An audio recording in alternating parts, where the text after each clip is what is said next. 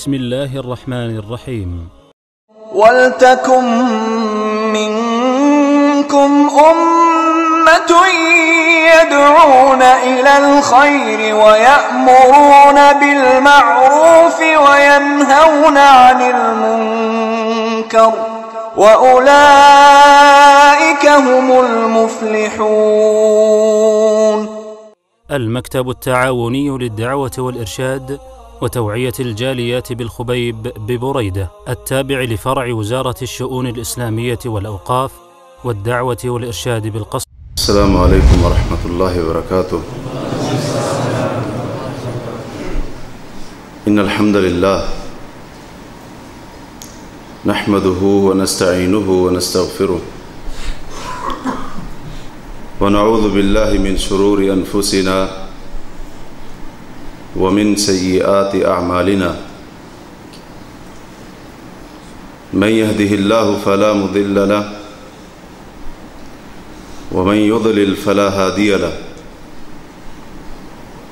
أشهد أن لا إله إلا الله وحده لا شريك له وأشهد أن محمدًا عبده ورسوله. من يطع الله ورسوله فقد رشد واهتدى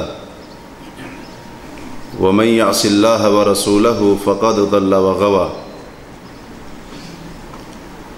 يا أيها الذين آمنوا اتقوا الله حق تقاته ولا تموتن إلا وأنتم مسلمون. يا أيها الناس اتقوا ربكم الذي خلقكم من نفس واحدة وخلق منها زوجها وبث منهما رجالا كثيرا ونساء واتقوا الله الذي تساءلون به والأرحام إن الله كان عليكم رقيبا. يا أيها الذين آمنوا اتقوا الله وقولوا قولا سديدا يصلح لكم أعمالكم ويغفر لكم ذنوبكم ومن يطع الله ورسوله فقد فاز فوزا عظيما. أما بعد فإن خير الحديث كتاب الله وخير الهدي هدي محمد صلى الله عليه وسلم وشر الأمور محدثاتها وكل محدثة بدعة وكل بدعة ضلالة وكل ضلالة في النار. اللهم صل على محمد وعلى آل محمد كما صليت على إبراهيم وعلى آل إبراهيم إنك حميد مجيد. اللهم بارك على محمد وعلى آل محمد كما باركت على إبراهيم وعلى آل إبراهيم إنك حميد مجيد. رب اشرح لي صدري ويسر لي أمري واحلل عقدة من لساني يفقه قولي. سبحانك لا علم لنا إلا ما علمتنا إنك أنت العليم الحكيم.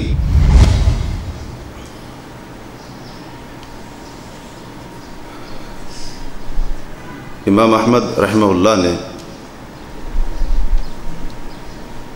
اپنی مسند میں حضرت ابو ہریرہ رضی اللہ تعالی عنہ سے روایت کی کہ رسول اللہ صلی اللہ علیہ وسلم نے فرمایا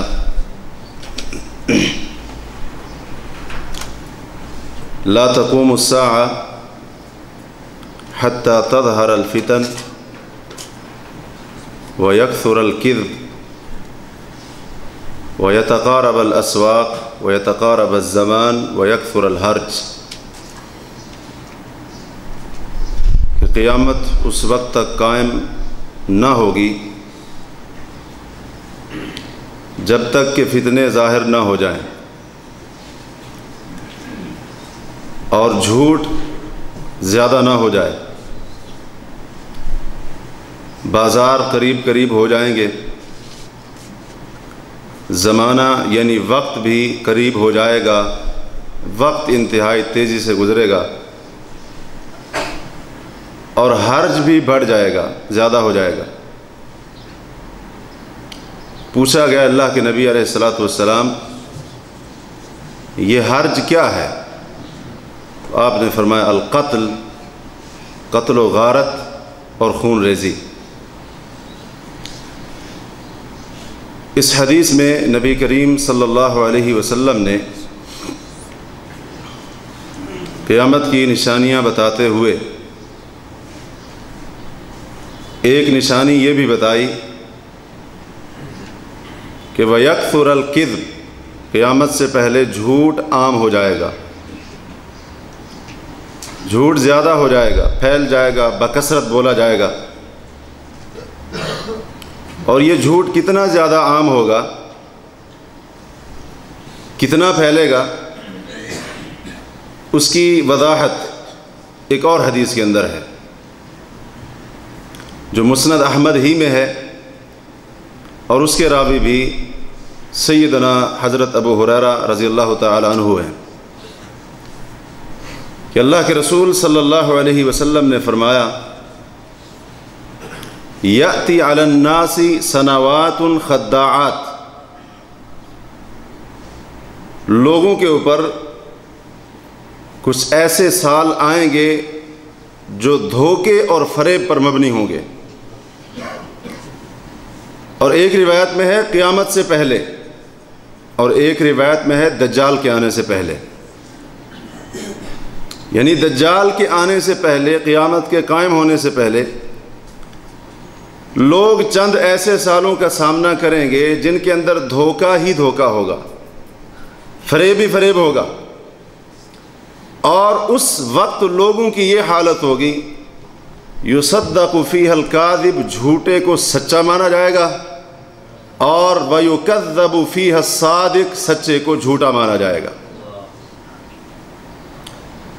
اور جو خائن اور بددیانت ہوگا لوگ اسے امانت دار سمجھیں گے، اور جو حقیقت میں امانت دار ہوگا لوگ اسے بددیانت سمجھیں گے، لوگ اسے خائن سمجھیں گے۔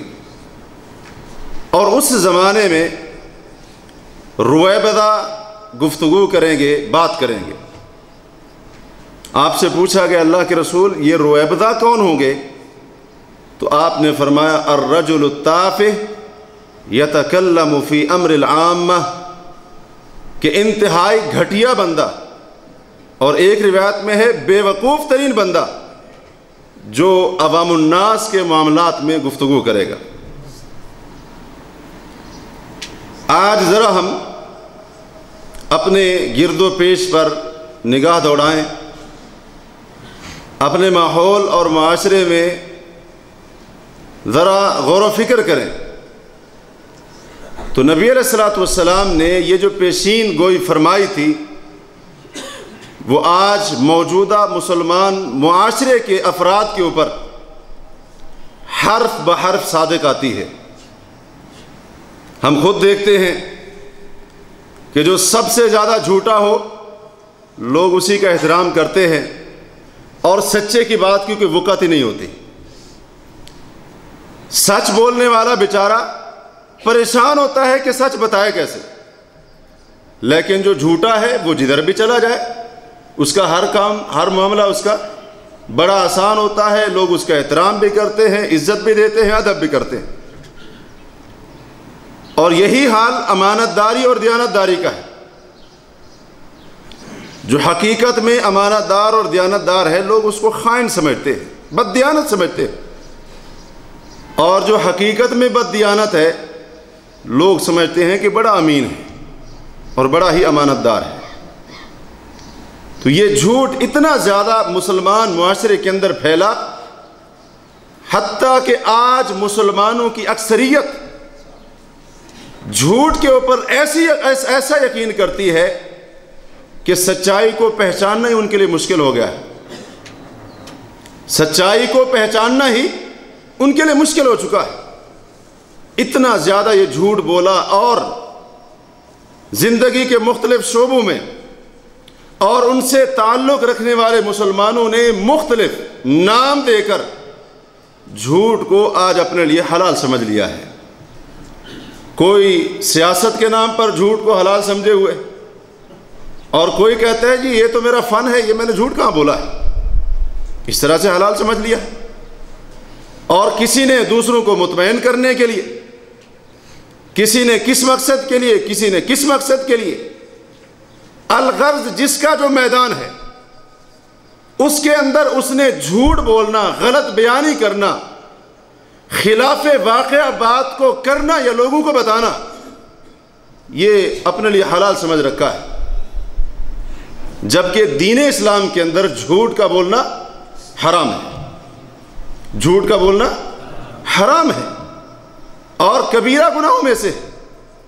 بلکہ قرآن مجید میں جن جن مقامات پر منافقین کی صفات بیان ہوئی ہیں، تو منافقین کی امتیازی جو صفات ہیں اور ان کا جو خاصہ ایک بیان ہوا ہے منافقین کا، وہ جھوٹ بولنا بھی بیان ہوا ہے. قرآن کریم کی ابتدا ہی میں، سورہ بقرہ کی ابتدا ہی میں اللہ تعالی نے فرمایا وَلَهُمْ عَذَابٌ أَلِيمٌ بِمَا كَانُوا يَكْذِبُونَ. منافقین کے لیے دردناک عذاب ہے. کیوں دردناک عذاب ہے؟ فرمایا یہ جھوٹ بولتے ہیں. منافق کیا کرتے ہیں؟ جھوٹ بولتے ہیں. مومن کا اور جھوٹ کا آپس میں کوئی تعلق ہی نہیں ہوتا. یہ جھوٹ بولنا، غلط بیانی کرنا اور خلاف واقعہ بات بتانا یا کرنا، یہ تو منافقین کی صفت تھی.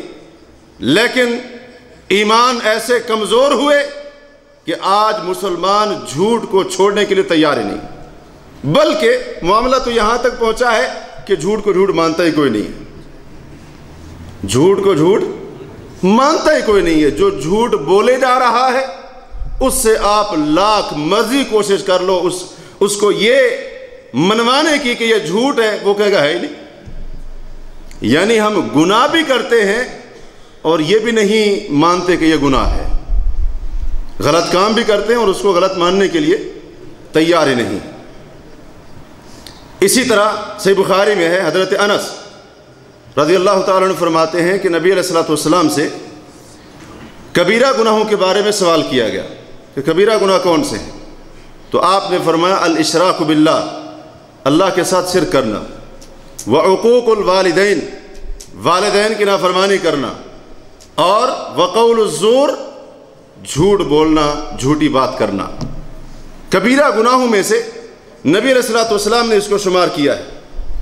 مسند احمد میں ہے، ایک بندہ آیا اور اس نے سوال کیا اے اللہ کے نبی یہ بتائیں وما عمل النار، جہنم کا کام کون سا ہے؟ کون سا ایسا کام ہے جو جہنم میں لے جائے گا انسان کو؟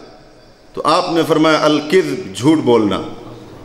کیونکہ انسان جب جھوٹ بولتا ہے تو گناہ کے راستے پر چلتا ہے، اور جب گناہ کے راستے پر چلتا ہے تو یہ گناہ اس کو کفر تک پہنچا دیتا ہے. وَإِذَا كَفَرَ دَخَلَ النَّارِ، اور جب کفر کرتا ہے تو جہنم کی آگ میں داخل ہو جاتا ہے. مسند احمد ہی میں نبی علیہ الصلوۃ والسلام کا یہ فرمان الا ان الکذب والفجور فی النار، کہ لوگوں یاد رکھو، آگاہ رہو، خبردار، جھوٹ بولنا اور فسق و فجور کرنا یہ دونوں جہنم کے اندر جائیں گے. یعنی جو جھوٹ بولنے والا ہے اور فاسق اور فاجر ہے، اس کا ٹھکانہ کہاں ہے؟ جہنم کی آگ. اور نبی علیہ الصلوۃ والسلام کو یہ جھوٹ بولنا اتنا ناپسند ہوتا تھا. ام المؤمنین سیدہ عائشہ صدیقہ رضی اللہ تعالی عنہ بیان فرماتی ہیں کہ جب اللہ کے رسول کو پتہ چل جاتا کہ آپ کے گھر والوں میں سے کسی نے جھوٹ بولا ہے، غلط بیانی کی ہے، تو فرماتی ہیں اللہ کے رسول علیہ الصلوۃ والسلام لم یزل عنہ معرضا، اللہ کے رسول اس وقت تک اپنے اس گھر کے فرد سے اعراض کیے رہتے اور ناراضگی کا اظہار کرتے جب تک کہ آپ کو پتہ نہ چلتا کہ اس نے اس جھوٹ سے توبہ کر لی ہے. اپنے گھر کے فرد سے بھی اللہ کے رسول منہ موڑ لیا کرتے تھے، ناراضگی کا اظہار فرمایا کرتے. اور ام المومنین सैयदा आयशा सिद्दीक़ा रज़ी अल्लाह ताला अन्हा ही बयान फरमाती कि जब अल्लाह के रसूल को पता चल जाता कि आपके सहाबा में से किसी ने कोई गलत बयानी की है या झूठ बोला है, तो नबी अलैहिस्सलातु वस्सलाम के दिल में ये बात उस वक्त तक बाकी रहती जब तक कि आपको पता न चल जाता कि उस बंदे ने इस झूठ से तौबा कर ली। उस वक्त तक आपके दिल में उसके बारे में खटका रहता था, ये बात बाकी रहती थी। और फिर जो सच्चे मोमिन थे, जो सच्चे मोमिन थे, ईमान के दावे के अंदर कच्चे नहीं थे बल्कि मजबूत थे और मजबूत ईमान वाले थे, उनका झूठ के बारे में क्या नजरिया था? इस उम्मत के बेहतरीन शख्स कौन है? नबी अलैहिस्सलातु वस्सलाम के बाद इस उम्मत की बेहतरीन शख्सियत सैयदना अबू बकर सिद्दीक रज़ी अल्लाह ताला अन्हु, और इनके नाम के साथ क्या लगता है? सिद्दीक। सिद्दीक का क्या माना होता है? जो सच्चा हो और सच की तस्दीक करने वाला हो। ये क्या फरमाते हैं? मुस्नद अहमद में है, ये फरमाते हैं हज़रत अबू बकर सिद्दीक, लोगों झूठ से बचा करो, झूठ से अपने आप को बचाया करो। फ़इन्नल किज़्बा मुजालिबुल लिल ईमान, क्योंकि झूठ बोलना, गलत बयानी करना, ये ईमान के मुनाफी है। ईमान और झूठ का आपस में कोई ताल्लुक नहीं। इसका क्या मतलब है? इसका मतलब यह है कि अगर झूठ होगा तो ईमान का बाकी रहना ये खतरे में आ जाएगा, और अगर ईमान होगा बंदे के अंदर तो फिर झूठ उसके अंदर नहीं होगा। इसलिए तो नबी अलैहिस्सलातु वस्सलाम ने फरमाया था ना, मुनाफिक की निशानी बयान करते हुए, इज़ा हद्दस कज़ब, मारूफ हदीस है, आपने कई बार सुनी है कि जब भी बात करे झूठ बोले, ये मुनाफिक की अलामत है। आपने फरमाया, मुस्लिम की एक रिवायत में है, व इन सल्ला व सामा व ज़अमा अन्नहु मुस्लिम, वो रोज़े भी रखे, वो नमाज भी पढ़े और ये दावा करे कि मैं मुसलमान हूँ, अगर झूठ की खसलत उसके अंदर मौजूद है तो आप फरमाते उसके अंदर निफाक की खसलत मौजूद है। और सैयदा आयशा सिद्दीक़ा रज़ियल्लाहु अन्हा फरमाती है कि मा कान खुलुकुन अबग़द इला अस्हाबि रसूलिल्लाह मिनल कज़िब, कि जनाब मुहम्मदुर रसूलुल्लाह सल्लल्लाहु अलैहि वसल्लम के सहाबा को सबसे ज्यादा नफरत झूठ के साथ थी, और इससे ज्यादा नफरत किसी और के काम के साथ नहीं थी। ये ईमान वाले थे, क्योंकि उनके अंदर ईमान बड़े आला दर्जे का था, लिहाजा उसी हिसाब से झूठ के साथ नफरत भी वो बहुत ज्यादा करते थे। बल्कि हजरत अनस रज़ियल्लाहु अन्हु की बात के ऊपर गौर करें, हजरत अनस रज़ियल्लाहु अन्हु की बात के ऊपर गौर करें।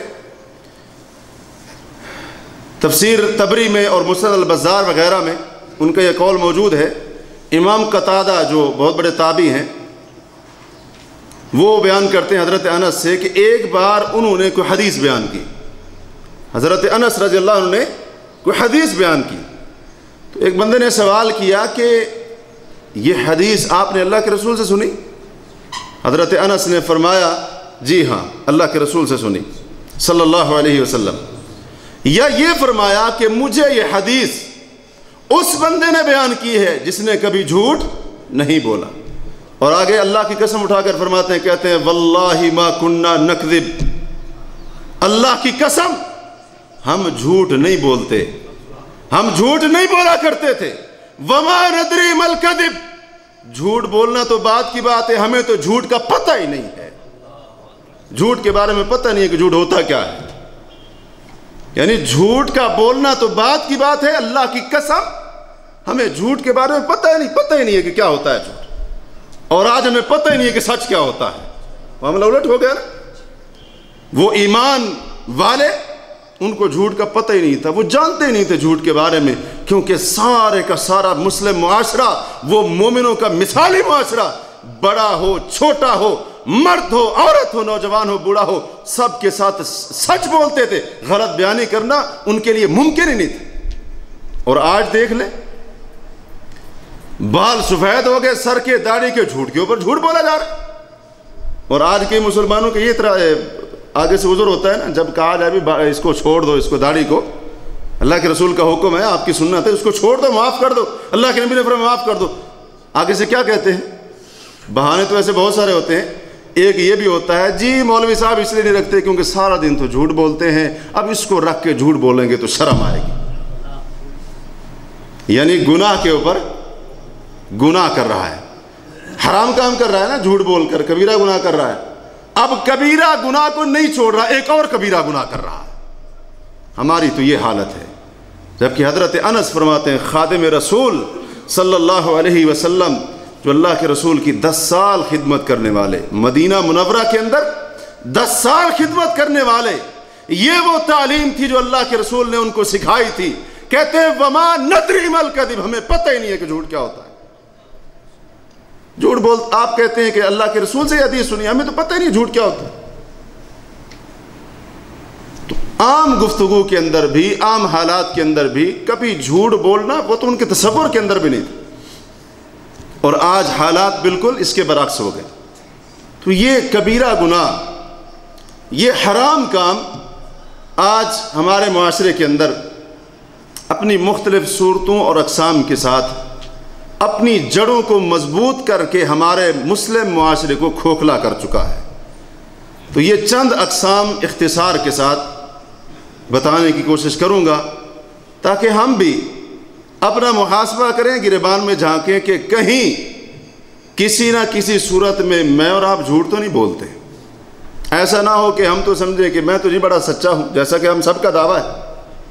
کیا خیال ہے، ہم میں سے کوئی یہ تسلیم کرنے کو تیار ہے کہ میں جھوٹ بولتا ہوں؟ نہیں، ہم میں سے ہر بندہ یہی کہتا ہے جی میں تو سچا ہوں۔ جھوٹ پکڑا بھی جائے پھر بھی وہ کہے گا کہ میری سچائی کے اندر کوئی فرق نہیں آیا۔ تو یہ چند صورتیں اور شکلیں جھوٹ کی ہمارے معاشرے کے اندر بڑی عام ہیں، اور اکثر مسلمان علم نہ ہونے کی وجہ سے، پتہ نہ ہونے کی وجہ سے ان صورتوں میں، ان انواع اور اقسام میں جھوٹ بول جاتے ہیں، اور ان کو پتہ بھی نہیں ہوتا کہ وہ ایک حرام کام کر رہے ہیں، کبیرہ گناہ کا ارتکاب کر رہے ہیں، اور اللہ کی لعنت اور غضب کو دعوت دے رہے ہیں، ان کو پتہ بھی نہیں ہوتا۔ ہمارے معاشرے میں جھوٹ کی پائے جانے والی اقسام میں سے بدترین قسم اللہ کے اوپر جھوٹ بولنا ہے۔ اللہ کے اوپر، شاید آپ یہ جملہ سن کر حیران اور پریشان ہو جائیں کہ مسلمان اور اللہ کے اوپر جھوٹ بولے۔ جی ہاں، بولتا ہے، مسلمان اللہ کے اوپر جھوٹ بولتا ہے، اللہ کے اوپر بہتان باندھتا ہے، اپنے رب کے اوپر الزام تراشیاں کرتا ہے۔ یہودی عیسائی بولے تو بات سمجھ میں آتی تھی، اگر ہندو بولے تو بات سمجھ میں آتی تھی، اگر مجوسی اپنے رب کے بارے میں ایسے ایسے الفاظ کہے، ایسی ایسی باتیں کہے، وہ ایک الگ بات تھی۔ لیکن انتہائی افسوس کا مقام ہے کہ اپنے رب کے اوپر ایمان رکھنے والا اپنے رب کے اوپر جھوٹ بولتا ہے، اپنے اللہ کے اوپر جھوٹ بولتا ہے۔ اس کی بھی متعدد صورتیں ہمارے معاشرے کے اندر موجود ہیں۔ وہ صورتیں بیان کرنے سے پہلے یہ سن لیں کہ اللہ کی ذات پر جھوٹ بولنا کتنا بڑا جرم ہے۔ اللہ تعالیٰ نے خود اپنی کتاب میں متعدد مقامات پر اس جرم کی خطرناکی کو بیان کیا ہے۔ مثال کے طور پر اللہ فرماتے ہیں فَمَنْ أَظْلَمُ مِمَّنِ افْتَرَىٰ عَلَى اللَّهِ كَذِبًا، اس سے بڑا ظالم اور کون ہو سکتا ہے جو اپنے رب کے اوپر جھوٹ باندھتا ہے۔ اور اللہ تعالیٰ فرماتے ہیں قُلْ إِنَّ الَّذِينَ يَفْتَرُونَ عَلَى اللَّهِ الْكَذِبَ لَا يُفْلِحُونَ، آپ کہہ دیجئے جو لوگ اللہ پر جھوٹ باندھتے ہیں وہ کامیاب نہیں ہو سکتے، وہ کامیاب نہیں ہو سکتے۔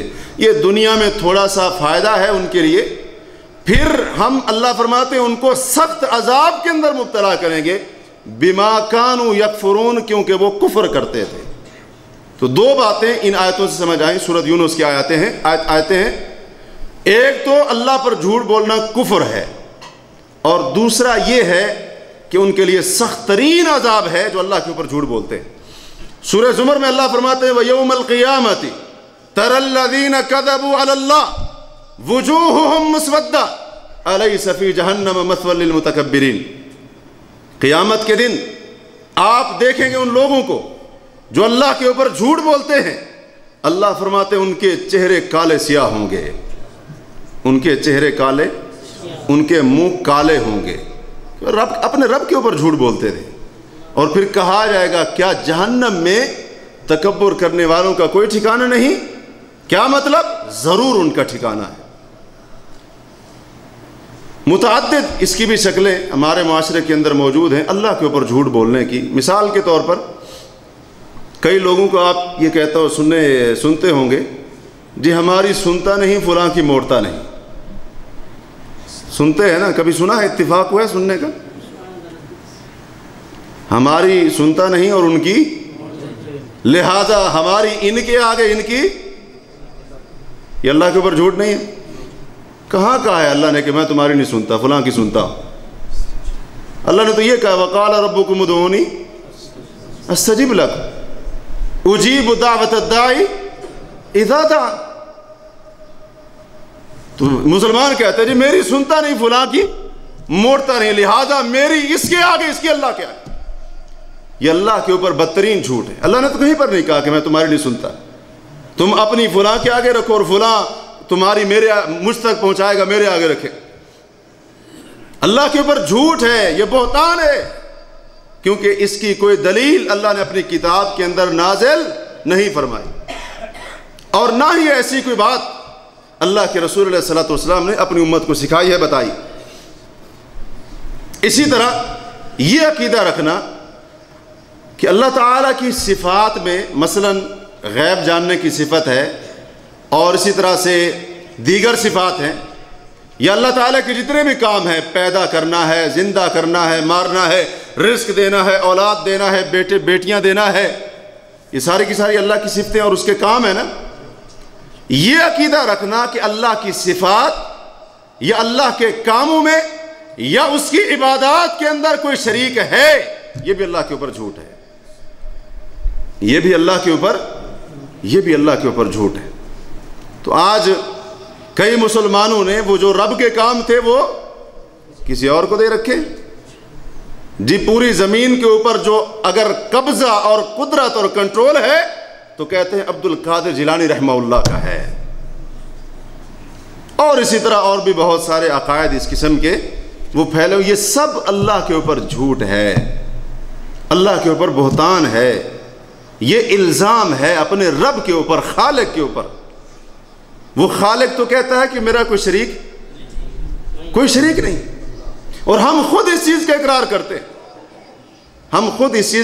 کرتے ہیں، وہ ہم نماز میں ہوں اور اسی طرح سے دیگر جہاں پر بھی دعائیں سکھائی گئی، جو ذکر و اذکار سکھائے گئے، ان کو جب ہم پڑھتے ہیں تو خود ہم اقرار کرتے ہیں کہ اللہ تیرا کوئی شریک نہیں ہے، لیکن اس کے باوجود بھی مسلمان یہ جھوٹ اللہ کے اوپر بولتے ہیں۔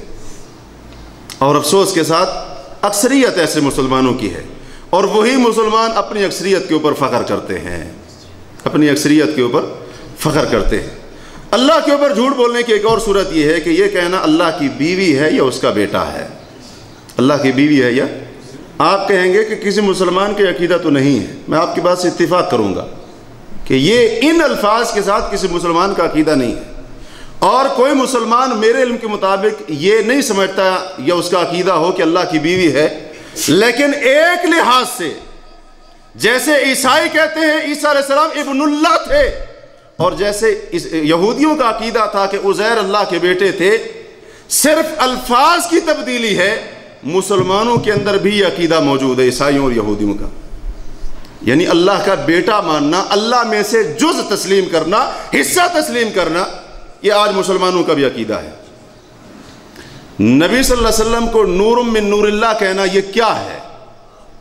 اس کے معنی کے اوپر کبھی ہم نے غور کیا؟ ہمارے ملکوں میں تو مساجد کے اندر یہ جملہ پتہ نہیں کتنی بار دہرایا جاتا ہے، اذان سے پہلے اور بعد میں لوگ بڑے فخر کے ساتھ اس جملے کو دہراتے ہیں، اذان سے پہلے بھی اذان کے بعد بھی، الصلاۃ والسلام علیکہ یا نور من نور اللہ۔ معذرت کے ساتھ یہ عقیدے کا مسئلہ ہے، یہ عقیدے کا مسئلہ ہے، اگر یہاں پر ہم وضاحت نہیں کریں گے تو ہم مجرم ہوں گے۔ یہ عقیدے کا مسئلہ ہے۔ کیا مطلب ہے اس کا نور من نور اللہ؟ اس کا مطلب یہ ہے کہ اللہ کے نور میں سے آپ عیسائی کہتا ہے کہ عیسیٰ علیہ السلام اللہ کے بیٹے تھے، یعنی معاذ اللہ عیسیٰ علیہ السلام اللہ کا جز تھے، اللہ میں سے نکلے تھے، نعوذ باللہ۔ اور یہی بات تو مسلمان کر رہا ہے کہ اللہ کے رسول کیا تھے؟ نور من نور اللہ تھے، اللہ کے نور میں سے۔ اور یہی بات عیسائی کرتا ہے کہ عیسیٰ علیہ السلام ابن اللہ تھے، یہی بات یہودی کرتا ہے عزیر علیہ السلام ابن اللہ تھے۔ اور میں نے عرض کیا ہے الفاظ بدلے ہیں، عقیدہ وہی، صرف الفاظ بدلے ہیں بس۔ اللہ کے اوپر جھوٹ ہے یہ، اللہ کے اوپر بہتان ہے یہ۔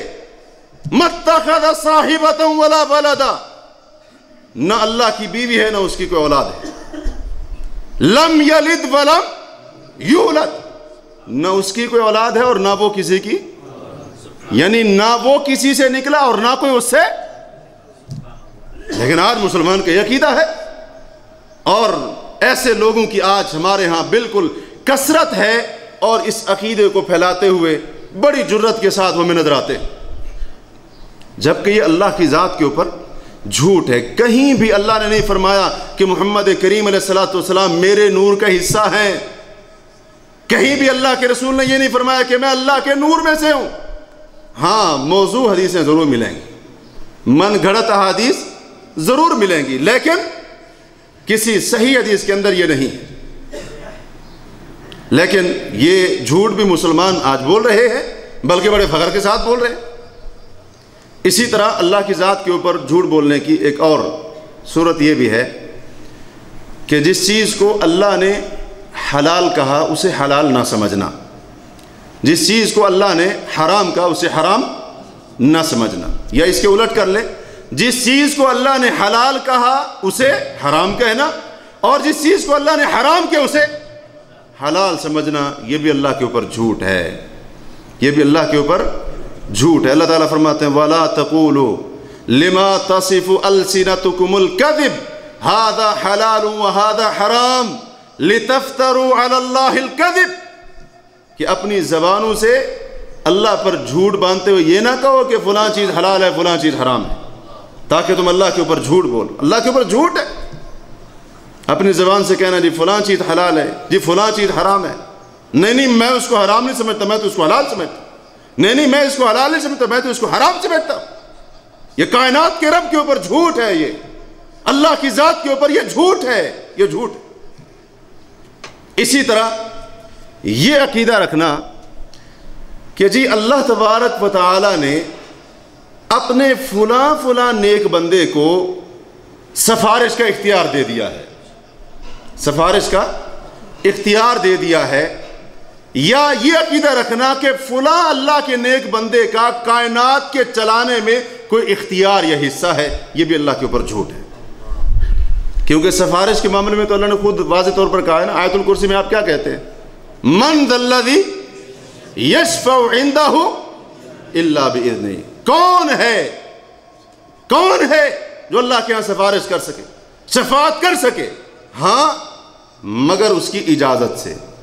اب یہاں پر نام لیا ہے اللہ نے کسی کا کہ فلاں میرے نیک بندے ہیں، میں ان کو سفارش کی اجازت دوں گا، لہٰذا جتنے بھی عبادت کے کام ہیں، جانور کو ذبح کرنا ہے، فلاں کام ہے، وہ فلاں میرے نیک بندے کے لیے کر لو، کوئی بات نہیں، کہا ہے کہیں پر اللہ نے۔ اور آج جو لوگ عقیدے کی غلطی کے اندر مبتلا ہیں، ان کی سب سے بڑی دلیل یہی ہوتی جی ہم ان کے لیے یہ کام اس لیے کر رہے ہیں تاکہ یہ ہمارے اللہ کے ہاں سفارشی ہوں۔ اللہ کے اوپر جھوٹ ہے یہ۔ اللہ نے کہاں پر کہا ہے کہ فلاں کے لیے عبادت کا کام کرو، یہ میرے ہاں تمہاری سفارش کرے گا، شفاعت کرے گا؟ اللہ نے کہیں پر نہیں کہا۔ اللہ نے صرف اتنا کہا ہے کہ سفارش وہی کرے گا کہ جس کو رحمان اجازت دے گا، الا من اذن له الرحمن وقال صوابا، جس کو رحمان اجازت دے دے گا یا جس کے حق میں اجازت دے گا، سفارش صرف اسی کے حق میں ہوگی، سفارش ہوگی۔ نبی علیہ الصلوۃ والسلام بھی کریں گے، دیگر انبیاء بھی کریں گے، مومن بھی کریں گے، شہداء بھی کریں گے، ہم اس چیز کے منکر نہیں ہیں، لیکن جس کو اجازت ملے گی وہی کرے گا، اور جس کے حق میں ملے گی صرف اسی کے حق میں کریں گے۔ اب اس مسلمان کو کس نے کہہ دیا کہ جی تمہاری سفارش بھی کریں گے، لہذا یہ سب کرو ان کے لیے؟ کوئی ہے گارنٹی اس کی؟ کوئی دلیل ہے اس کی اللہ کی کتاب میں یا نبی علیہ الصلوۃ والسلام کی حدیث کے اندر نہیں ہے تو یہ اللہ کی ذات کے اوپر جھوٹ ہے۔ اللہ کی ذات کے اوپر جھوٹ بول کر آج مسلمان بدترین جھوٹ کی قسم کے اندر مبتلا ہے۔ اسی طرح جھوٹ کی ایک قسم جو اللہ تعالیٰ نے اپنی کتاب کے اندر بیان کی ہے وہ یہ ہے کہ اپنا تزکیہ آپ کرنا، اپنا تزکیہ آپ کرنا، یعنی اپنے آپ کو بڑا متقی، پارسا، زاہد و عابد اور اسی طرح سے پرہیزگار اور بڑا عبادت گزار بتانا اور ظاہر کرنا، یہ بھی اللہ کے اوپر کیا ہے؟ اللہ نے فرمایا نا سورہ نجم کے اندر فَلَا تُزَكُّوا أَنفُسَكُمْ کہ لوگوں اپنا تزکیہ خود نہ کیا کرو، هُوَ أَعْلَمُ بِمَنِ اتَّقَىٰ وہ خوب جانتا ہے کون پرہیزگار ہے اور کون پرہیزگار نہیں ہے۔ تو اللہ تعالیٰ نے سورہ نساء میں فرمایا اگرچہ یہ آیتیں مفسرین کا اتفاق ہے کہ یہ بالخصوص یہودیوں کے بارے میں نازل ہوئی، أَلَمْ تَرَ إِلَى الَّذِينَ يُزَكُّونَ أَنفُسَهُمْ کیا آپ نے ان لوگوں کو نہیں دیکھا جو اپنا تزکیہ خود کرتے ہیں؟ یہ آیتیں بنیادی طور پر یہودیوں کے بارے میں ہیں، لیکن اگر کوئی بندہ ان جیسا کام کرتا ہے تو وہ بھی اس چیز کے اندر داخل ہوگا، اس چیز کے اندر داخل ہوگا۔ تو اللہ نے فرمایا آپ دیکھتے نہیں ہیں ان کو کہ یہ اپنا تزکیہ کیسے کرتے ہیں، اپنے آپ کو بڑا نیک اور پارسا بتاتے ہیں، یہ کہتے ہیں جی نحن ابناء اللہ وحباؤ ہم تو اللہ کے بیٹے ہیں، اس کے بڑے محبوب ہیں، لن تمسنا النار الا ایاما معدودا جہنم میں گئے بھی سے چند دن جائیں گے، وقالوا لن يدخل الجنت الا من كان هودا او نصارى اور یہ کہتے ہیں جی ہم جنت میں وہی جائے گا جو یا تو یہودی ہوگا یا پھر یہ تزکیہ کرنا ہے نا۔ تو اللہ نے فرمایا انظر کیف یفترون علی اللہ الکذب آپ دیکھیں ذرا غور کریں ان کی باتوں کے اوپر، یہ کیسے اللہ کی ذات پر جھوٹ بول رہے ہیں۔ یہ کہتے ہیں جی جنت میں صرف ہم جائیں گے، یہ کہتے ہیں جی ہم تو بڑے جو ہے نا نیک ہیں، اللہ کے بیٹے ہیں، بڑے پیارے، اللہ اپنے پیاروں کو کیسے عذاب دے گا؟ ہم اللہ کے محبوب اور اللہ ہمیں جہنم میں پھینکے گا؟ یہ جو اللہ فرماتے ہیں یہودی تزکیہ کر رہے ہیں، دیکھیے آپ یہ کیسے اللہ کے اوپر جھوٹ بول رہے ہیں۔ وَكَفَى بِهِ إِثْمًا مُبِينًا اور اللہ کے اوپر جھوٹ بولنا یا اس انداز سے اپنا تزکیہ کرنا، اللہ فرماتے ہیں یہ اسی چیز کے لیے، اس کے گناہ ہونے کے لیے اتنا ہی کافی ہے، اتنا ہی کافی، اتنا ہی کافی ہے۔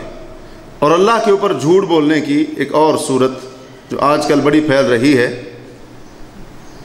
وہ یہ ہے کہ قرآن کی آیت کا وہ معنی اور مفہوم بیان کرنا کہ جس مقصد اور مطلب کے لیے آیت نازل نہ ہوئی، جس مطلب اور مقصد کے لیے آیت نازل نہ ہوئی ہو اس کا وہ معنی بیان کرنا، یہ بھی تو اللہ کے اوپر جھوٹ ہے، کیونکہ اللہ نے وہ آیت کسی اور مقصد اور معنی کے لیے اتاری، لیکن بندہ کیا کر رہا ہے، اس کو اس معنی سے پھیر کر کسی اور معنی جو اس کی خواہش اور عقیدے کے مطابق ہے یا اپنی بدعت کو ثابت کرنے کے لیے وہ اس کا معنی کر رہا ہے۔ اللہ کے اوپر جھوٹ، اللہ کے اوپر جھوٹ ہے، یہ اللہ کے اوپر جھوٹ۔ ایک مولوی سے میں نے خود سنا، کانوں سے سنا، میں نے تقریر کر رہا تھا وہ اس کے اوپر کہ نبی علیہ الصلوۃ والسلام حاضر ناظر ہیں۔ وہ دلیل کہاں سے لے رہا تھا؟ وہ سورۃ اعراف میں جو اللہ نے واقعہ بیان کیا ہے نا کہ اللہ نے جب فرمایا شیطان کو کہ بھاگ جا یہاں سے، دفع ہو جا، تو اس نے کہا تھا اللہ اگر آپ نے مجھے یہاں سے بھگا دیا ہے تو میں بھی اولاد آدم کے دائیں سے بائیں سے ہر طرف سے آؤں گا۔ تو اب اس سے وہ دلیل لے رہا تھا کہ جی دیکھیں شیطان اگر ہر جگہ حاضر ناظر ہو سکتا ہے تو نبی علیہ الصلوۃ والسلام نہیں ہو سکتا۔ یہ تو وہی بات ہے نا، ہم اگر عرض کریں گے تو یعنی یہ گستاخی نہیں ہے اللہ کے رسول کی، یعنی شیطان کے عمل سے اللہ کے رسول کی شان بیان ہو رہی ہے، نعوذ باللہ، یہ بدترین گستاخی۔ محبت کرتے جاؤ، باقی بیچ میں جو کچھ بھی کرتے جاؤ، یہ اصل چیز ہے۔ یعنی دیکھیں پہلی بات تو یہ ہے کہ شیطان ہر جگہ حاضر ناظر ہے؟ شیطان ہر جگہ حاضر ناظر ہے؟ نہیں۔ وہ جن ہر جگہ حاضر ناظر ہوتا ہے؟ نہیں ہوتا۔ یہ شیطان نے کیوں کہا تھا میں ان کے دائیں سے بائیں سے ہر طرف سے آؤں گا؟ کیونکہ اس کی ذریت بھی تو ہے نا، اس کی اولاد بھی تو ہے، اس کے لشکر بھی تو ہیں، اس کے معاون۔ اور اب دیکھیں کس طرح سے قرآن کو بدلا جا رہا ہے، آیت بھی وہی ہے، سورت بھی وہی ہے، الفاظ بھی وہی ہیں، اور زبر زیر پیش سب صحیح ہے، لیکن جب معنی کیا تو معنی بگاڑ دیا پھر۔ اور یہ جو کنز الایمان ترجمہ ہے نا، کن کا ہے جانتے ہیں؟ جانتے ہیں؟ نام لینا میں مناسب نہیں سمجھتا، تو وہ جو سورۃ الفتح کی آیت ہے لیغفر لک اللہ ما تقدم من ذنبک وما تأخر، معنی کیا ہے اس کا؟ آپ کے جو اگلے اور پچھلے گناہ ہیں اللہ تعالیٰ ان کو معاف کر دے۔ اور انہوں نے کیا ترجمہ کیا کہ آپ کے اگلوں اور پچھلوں کے اللہ گناہ معاف کر دے، اگلوں اور پچھلوں کے، یعنی اس کا مطلب یہ ہے کہ وہ ثابت کرنا چاہتے ہیں کہ ہم بخشے بخشائے ہیں، کچھ نہ بھی کریں تو کیونکہ ہم امتی ہیں ان کے تو لہٰذا ٹھیک ہے جو کچھ بھی کرتے رہو۔ یعنی دیکھیں الفاظ بھی وہی، سب کچھ وہی ہے، لیکن جب معنی کیا تو معنی کے اندر ہیر پھیر کر دیا۔ یہ بھی تو اللہ کے اوپر جھوٹ ہے، یہ بھی اللہ کے اوپر جھوٹ ہے، تہمت ہے۔ جھوٹ کی ایک دوسری صورت جو ہمارے معاشرے کے اندر بڑی عام پھیلی ہوئی ہے، اور خاص طور پر جو لوگ سوشل میڈیا سے وابستہ ہیں ان کے اندر تو یہ بکثرت یہ چیز دیکھی جاتی ہے، پائی جاتی ہے، وہ ہے رسول کریم صلی اللہ علیہ وسلم کی ذات گرامی پر جھوٹ بولنا، اللہ کے رسول کے اوپر جھوٹ بولنا۔ وہ کیسے؟ من گھڑت احادیث بیان کرنا، یہ بھی تو جھوٹ ہے نا آپ کے اوپر، من گھڑت اور موضوع احادیث بیان کرنا۔ وہ پچھلے دنوں ایک روایت بڑی گردش کر رہی تھی واٹس ایپ کے اوپر، جی اب رمضان کے آنے میں اتنے دن باقی ہیں، تو نبی علیہ الصلوۃ والسلام نے فرمایا جس نے سب سے پہلے رمضان کی خوشخبری کسی کو سنائی اس کے لیے جنت واجب ہوگی۔ اور تو نہیں کہاں سے آئی، بندہ پڑھ کر ہی حیران ہو جاتا ہے، بندہ پڑھ کر ہی۔ اس لیے امام ابن الجوزی رحمہ اللہ نے اپنی کتاب الموضوعات میں وہ حدیث جو 15 شعبان کی فضیلت کے بارے میں، شاید آپ کو یاد ہو میں نے بتائی تھی آپ کو پوری، وہ جب حدیث انہوں نے بیان کر لی نا تو امام ابن الجوزی نے ایک بڑا اچھا تبصرہ کیا۔ کہتے ہیں اس حدیث کو جس نے گھڑا ہے محنت اس نے بڑی کی ہوگی، محنت اس نے بڑی کی ہوگی کہ ایسی ایسی چیزیں لا کر جمع کر دیں۔ اور اسی طرح سے جس نے ربیع الاول کا چاند دیکھتے ہی سب سے پہلے جس کو مبارکباد دی اس کے لیے جنت واجب ہو گئی، وہ جنت میں جائے گا، ایسی ایسی حدیثیں بیان کرتے ہیں کہ ان کا پتہ ہی نہیں ہوتا کہ وہ کہاں سے آئی۔ اور پھر کہتے ہیں جی حدیث تو حدیث ہوتی ہے، یہ کہاں سے آ گیا کہ یہ کمزور حدیث ہے، یہ من گھڑت ہے، یہ حدیث تو حدیث ہوتی ہے۔ نعوذ باللہ من ذالک، یعنی پیغمبر کے اوپر جھوٹ بولتے رہو اور آپ کہو کہ یہ حدیث تو حدیث ہوتی ہے، تعجب کی بات۔ من گھڑت احادیث کو بیان کرنا، موضوع احادیث کو بیان کرنا اور ان سے عقائد ثابت کرنا اور ان سے دیگر معاملات کو ثابت کرنا، یہ بڑا عام ہے آج مسلمانوں کے اندر۔ اور آج مسلمان، کئی مسلمان، جیسا کہ میں پہلے بھی عرض کر چکا ہوں، سوشل میڈیا سے تعلق رکھنے والے وابستہ لوگ خاص طور پر اس بات سے اپنے آپ کو بچائیں، یہ نہ ہو کہ کوئی چیز آئی اور بغیر تحقیق کے آگے بھیج دی۔ اگر وہ جھوٹ ہوا، اللہ کے رسول کے اوپر تہمت ہوئی، بہتان ہوا، جہاں تک وہ جھوٹ جائے گا سب کے جرم میں آپ کے برابر کی شریک ہوں گے، کیونکہ وہ بہتان ہے اللہ کے نبی پر۔ نبی علیہ الصلوۃ والسلام نے وہ بات ارشاد فرمائی نہیں۔ اسی طرح نبی صلی اللہ علیہ وسلم کے اوپر جھوٹ بولنے کی ایک اور صورت یہ ہے کہ صحیح اور ثابت احادیث کا انکار کر دینا، جی میں نہیں مانتا اس کو، یہ بھی تو جھوٹ ہے نا، یہ بھی تو جھوٹ ہے۔ اللہ کے رسول فرماتے ہیں یہ چیز ہے، بندہ کہتا نہیں ہے، اس کو کرنی تصدیق چاہیے تھی، اور اللہ کے رسول کو کیا کر رہا ہے، وہ جھٹلا رہا ہے، گویا کہ آپ صلی اللہ علیہ وسلم کو نعوذ باللہ وہ جھوٹا کہہ رہا ہے، نعوذ باللہ۔ جو شخص صحیح اور ثابت احادیث کا انکار کرتا ہے، کہتا ہے میں نہیں مانتا ان کو، یہ بھی جھوٹ ہے اللہ کے رسول کے اوپر۔ اسی طرح سنت کا لیبل لگا کر بدعات کو ترویج دینا، اشاعت کرنا، یہ بھی اللہ کے رسول کے اوپر جھوٹ ہے۔ جب ہم کسی کام کو کہیں گے کہ یہ بھی سنت ہے، یہ بھی سنت ہے، ہمارے ہاں تو ایک کتاب ملتی ہے نا، اس کے اندر ماشاءاللہ بڑی سنتیں بیان کی جائیں گی، ہیں جی، استنجا کرنے کی پتہ نہیں کھانے کی 72 سنتیں، اور اسی طرح سے انہی میں سے ایک چیز ہے اس کی 36 سنتیں، اس کے اوپر لیبل کیا لگا دیا، سنت کا۔ حالانکہ اکثر ان میں سے چیزیں آپ اٹھا کر احادیث کی کتابوں کے اوپر پیش کریں، ان میں سے چند چیزیں بمشکل ثابت ہوں گی، اکثر کا وجود ہی نہیں حدیث کی کتابوں میں۔ لیبل کیا لگا دیا، سنت، اور اس لیبل کو جب ہٹائیں تو نیچے کیا لکھا ہوا ہے، وہ جیسے بعض دکاندار کرتے ہیں نا، نیچے لکھا ہوتا ہے میڈ ان چائنا، تو اوپر کیا لکھ دیتے ہیں؟ جو عقل مند ہوگا اور جو جاننے والا ہوگا اوپر سے دیکھ کر تو نہیں لے آئے گا، وہ ہٹا کر دیکھے گا کہ اندر کیا لکھا ہوا ہے. کیا خیال ہے؟ تو لیبل اوپر لگا دیا سنت کا. جی ہم بڑی محبت کرنے والے سنت کے ساتھ، اور اسی طرح سے نبی کے طریقوں کے ساتھ فلاں فلاں اس قسم کے نام لے کر اور سنت کا لیبل ہٹائیں تو آگے اتنی بھرمار کہ بندہ حیران و پریشان ہو جاتا ہے کہ یہ چیزیں پتہ نہیں آئیں کہاں سے. اور اتنی موٹی کتاب لکھ دی، پوری اتنی موٹی کتاب، اور ان کے اندر جو کچھ بیان ہوا اکثر کا سنت کے اندر وجود ہی نہیں. تو یہ بھی اللہ کے رسول کے اوپر جھوٹ ہے. آپ کسی کام کو سنت بتا رہے ہیں اور وہ ہے ہی نہیں، تو یہ نبی علیہ الصلوۃ والسلام کے اوپر جھوٹ ہے، اور یہ آپ کے اوپر خیانت اور بددیانتی کا معاذ اللہ الزام ہے. جس کام کو آپ سنت کہہ رہے ہیں اور اس کام کا اللہ کے رسول نے حکم نہیں دیا، یا وہ خود نہیں کیا، یا وہ کام آپ کے سامنے کیا گیا تھا، آپ نے اس سے روکا یا اس کی تصدیق کی، ایسا کچھ بھی نہیں ہے اس کام کے بارے میں، تو یہ نعوذ باللہ معاذ اللہ اللہ کے رسول کے اوپر خیانت کا الزام ہوگا کہ یہ کام دین میں تھا لیکن اللہ کے رسول نے نہیں بتایا، ہمیں پتہ چل گیا. اور یہ کتنا بڑا جرم ہے نبی علیہ الصلوۃ والسلام پر جھوٹ بولنا. اللہ کے رسول صلی اللہ علیہ وسلم فرماتے ہیں، بڑی معروف حدیث ہے بخاری و مسلم کی، اور محدثین نے اس کو متواتر قرار دیا ہے.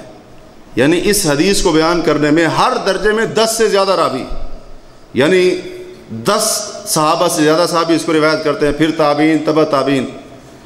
کیا فرمایا آپ نے؟ من کذب علی متعمدا فلیتبوأ مقعدہ من النار.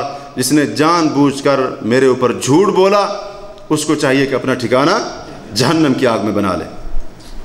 اسی طرح صحیح مسلم میں حضرت سمرہ بن جندب اور حضرت مغیرہ بن شعبہ رضی اللہ عنہما سے روایت ہے کہ اللہ کے رسول نے فرمایا، من حدث عنی بحدیث یرا انہ کذب. جس نے مجھ سے کوئی ایسی حدیث بیان کی جس کے بارے میں پتہ تھا، علم تھا کہ وہ جھوٹ ہے، من گھڑت ہے اور اسی طرح سے موضوع ہے، تو آپ فرماتے ہیں فہو احد الکاذبین، وہ بیان کرنے والا بھی جھوٹ بولنے والوں میں سے ایک جھوٹا ہے.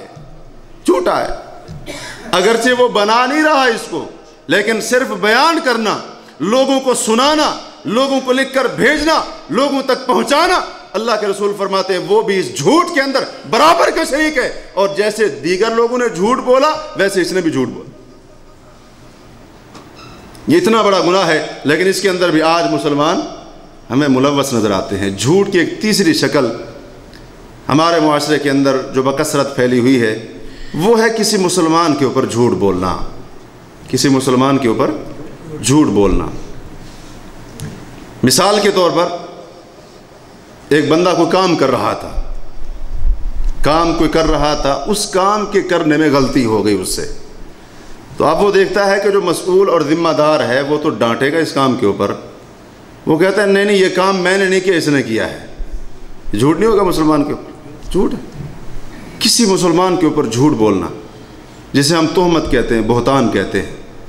نبی علیہ الصلوۃ والسلام نے فرمایا، ابو داؤد کی حدیث ہے اور دیگر حدیث کتابوں میں موجود ہے، آپ نے فرمایا من قال فی مؤمن ما لیس فی، جس نے کسی مومن میں کے بارے میں ایسی بات کہی جو اس میں نہیں، جو اس کے اندر نہیں تھی، کوئی ایسا عیب کسی مسلمان کا بیان کیا جو اس کے اندر نہیں تھا، تو آپ فرماتے اسکنہ اللہ ردغۃ الخبال، اللہ ایسے بندے کو ردغۃ الخبال میں ٹھہرائے گا.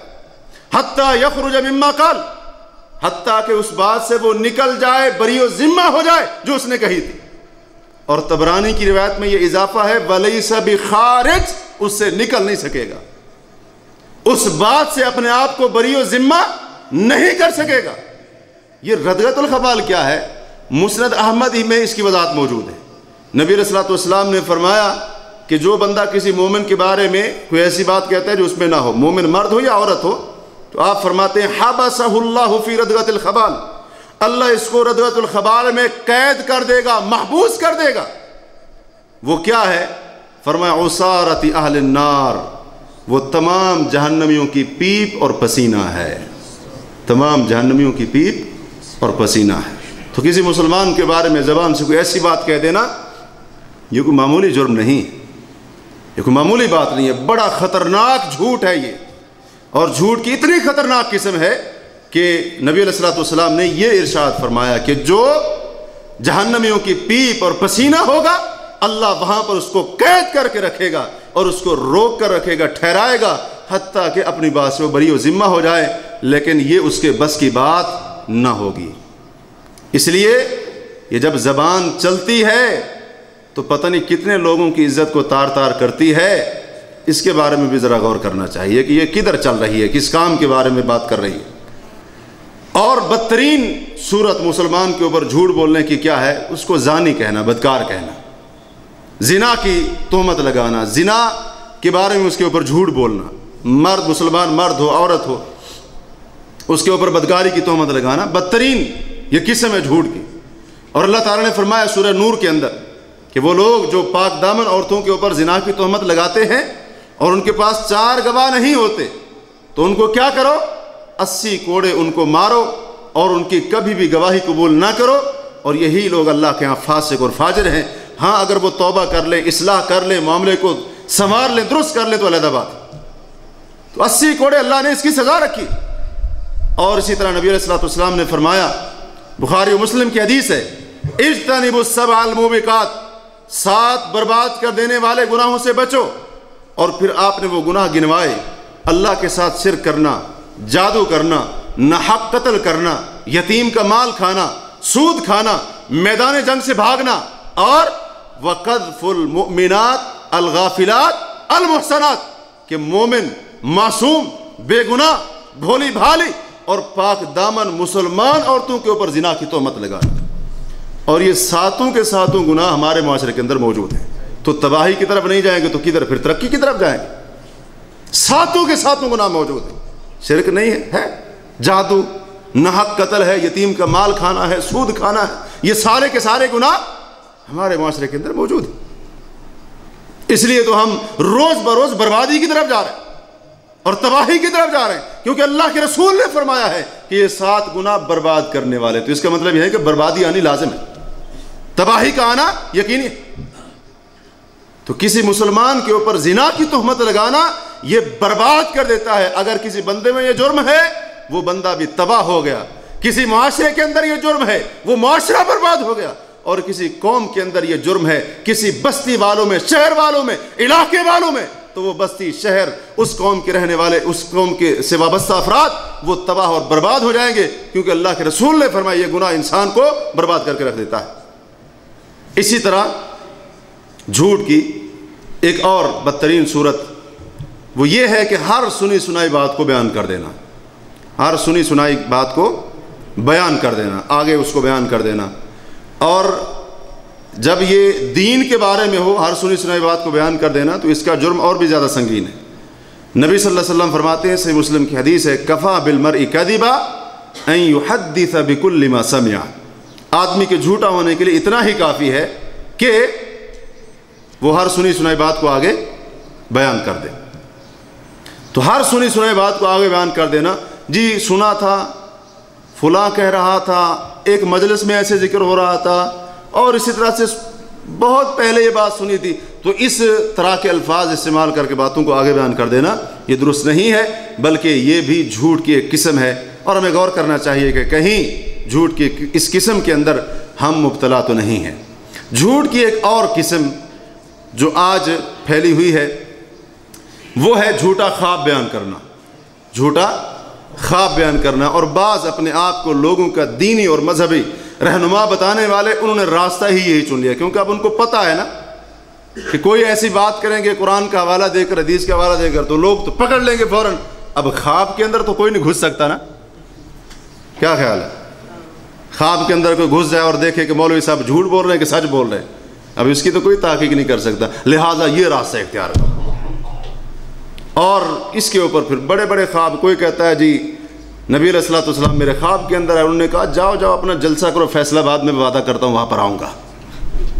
اور اسی طرح سے کوئی کیا کہہ رہا ہے، کوئی کیا کہہ رہا ہے، پتہ نہیں، عجیب و غریب سی باتیں اس کے بارے میں۔ ایک تو میں نے کتاب دیکھی، وہ چھوٹی سی کتاب تھی، اس کے اندر جناب پوری اس نے پتہ نہیں کتنی وہ دی ہوئی تھی، اور اس کے اندر پوری وہ تفصیل دی ہوئی، جی اتنی تاریخ کو اللہ کے رسول کا دیدار ہوا مجھے، پھر اتنی تاریخ کو ہوا، پتہ نہیں کتنی ساری اس نے بتائی ہوئی تھی۔ اور آج کل تو وظیفے بھی ملتے ہیں نا جی، وظیفہ یہ پڑھ کے سو جاؤ تو اللہ کے رسول کا دیدار ہو جائے گا۔